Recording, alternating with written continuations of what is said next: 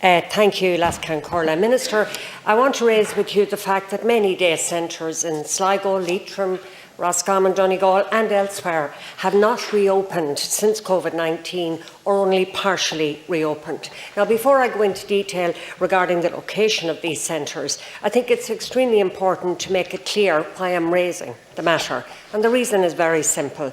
Daycare centres are a lifeline to so many older people. Above all, they provide company, a social setting, an opportunity to meet other people of similar age, as I said, in a social setting, so that those people can chat in a warm, safe, cosy space.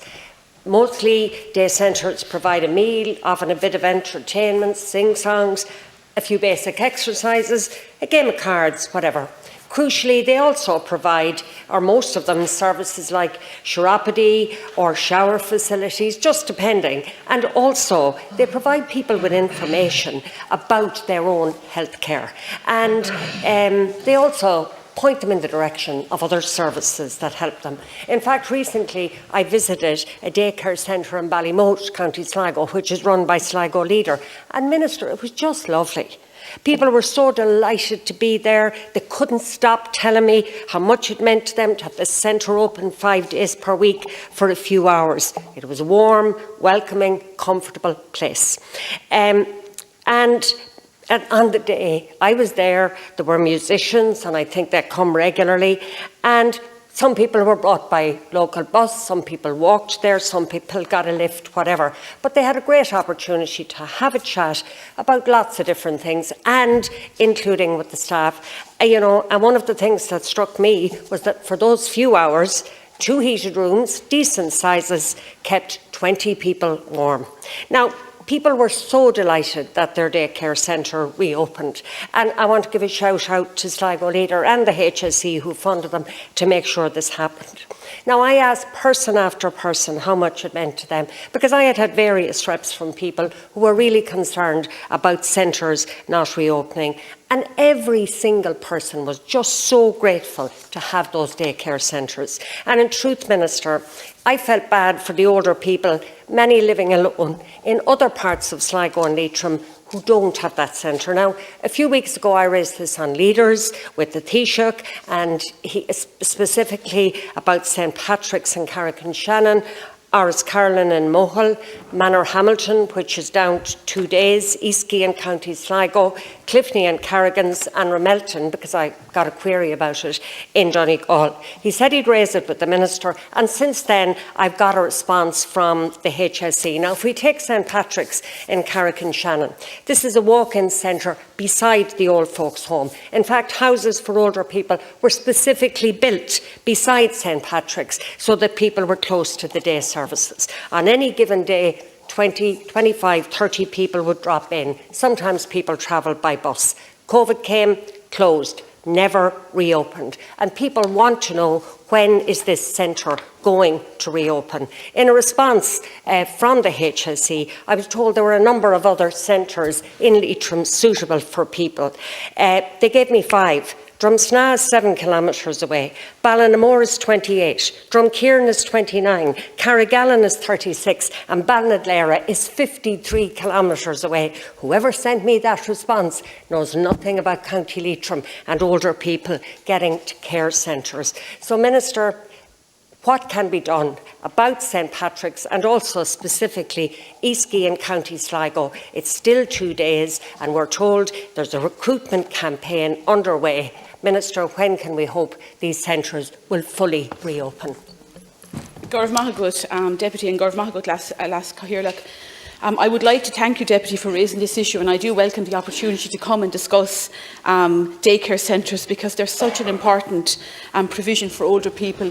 There's 3 key points that I think supports older people to live well in their own homes: home care, daycare centres and Meals on Wheels. And when you have the 3 of them working in collaboration with each other, it really makes a huge importance to that older person's life. As you know, the HSE has operational responsibility for planning, managing and delivering health and personal social services, including day centres. A wide range of core services are provided for older people, including home support, daycare, community support. in partnership with voluntary groups, like you mentioned, Sligo Leader there, and intermediate care as well as long-stay residential care when remaining at home is no longer feasible. These services are fundamental to the health and well-being of our older population. Access to day centres can make an important contribution by providing invaluable support, as you said, advice, social interaction for older people who may, for many reasons, be experiencing isolation and loneliness. Older people also benefit from increased physical activity, cognitive stimulation, enhanced nutrition, healthcare monitoring and social work support. And day centres are also an important indirect resource for carers. They play a key role in enabling older people to live independently in their own communities. Deputy, you're as passionate as I am in wanting to see the resumption of daycare services following the necessary closures in 2020 in response to COVID. In 2021, a general manager within Older Persons Services was requested to take the lead role on the resumption of daycare services for older people. A daycare focus group with both HSE and cross-organisational representation was established. And what we did when COVID was on, a risk assessment was carried out of every single daycare centre in the country. Some of them weren't fit for purpose in relation to infection prevention and control measures. Some of them didn't even have hot running water in the bathrooms. So during that opportunity, we had to reconfigure some daycare centres. Key issues to reopen include the staff being redeployed, some buildings no longer fit for purpose under new guidance, and others had challenges associated with HICWA requirements. The HSE allocated over €6 million to the community health organisations between 21 and 22 within existing resources to assist with the reopening of services and for the expansion of existing services where possible. The reopening of day centres for older people as quickly and as safely as possible remains a priority for me, and for 2023 budget I secured an additional funding of €4.1 million to go towards the service resumption. So currently the target is to open 333 daycare centres. At the end of October we have 300 open, and we will have 315 by Christmas. I also want to touch on the fact that by Christmas we will also have 40 dementia-specific daycare centres open as well. I've been working very closely with the Alzheimer's Society of Ireland to make sure that people with dementia can receive these supports. Like yourself, Deputy, I've visited loads of daycare centres in the last few months, and older people are so happy to be back re-engaging again. Some of the centres are not open 5 days a week like they were previously, or even 4 days a week or 3 days a week because of staffing challenges, but we are trying to work through that. You will be aware, as all the deputies are, that a lot of daycare centres were dependent on CE schemes to deliver some of the supports, and because we're almost at full employment now, we have lost some of that resource that was available. In relation to St Patrick's, because it wasn't in the original question, I don't have the detail on that, but I will certainly look at it for you, and I'll come back in the supplementary. Thank you, Lascan Corlan, and thank you, Minister. Look, you said it yourself, and I've said it as well, the importance of daycare centres, social setting. It gives people an opportunity to get out of their homes, and it makes such a difference to their mental health as well as their physical health. Now, that's all a given. But you've said that one of the reasons that some of the daycare centres were not reopened was around infection prevention and control. And yes, that's important, but we have to find a balance here, Minister, and we can't just say no to the positive benefits of reopening as quickly as possible. I'm not asking you or anybody in the HSE to reopen centres that they consider dangerous or that would not be beneficial for people.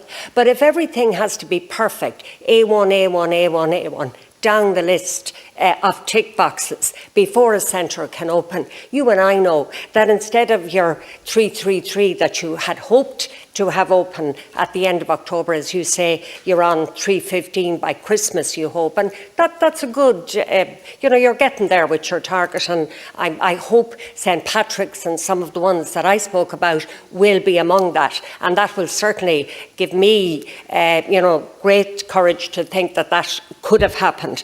But, Minister, we need to be practical about this. According to the evidence I got, or the information I got, St Patrick's needed toilets refurbished, I think painting and a new floor. That's the kind of thing that can be done fairly quickly. It's the county town, it's the biggest town of Leitrim. To think it's without a centre, and to think that somebody sent me a response to say that, there were centres open, with the exception of one, a small centre 25 to 53 kilometres away. That's nonsense. Carrick and Shannon needs to be prioritised.